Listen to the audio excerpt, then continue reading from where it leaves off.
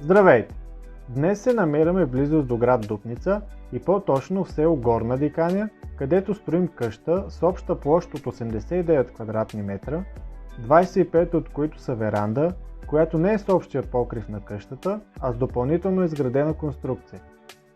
Проектът е с 2 спални, просторен хол с кухня и баня с тоалетна. Различното при този дом е основата му, която не е от бетонен фундамент, а такъв е изграден от метална конструкция с земно-анкерни винтове.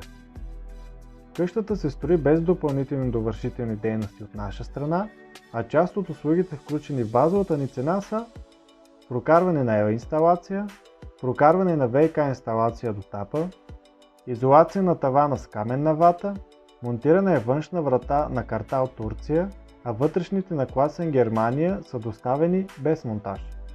Монтирана е 5-камерна ПВЦ дограма на Vivaplast, доставени са всички необходими ключове и контакти без монтаж, доставено е и базово оборудване за баня. Пълна информация за това какво включва нашата базова цена може да получите на нашия сайт kosedom.com. За да придобиете по-добра представа за разпределението на стаите, ви показваме и графичният проект с дизайна на къщата.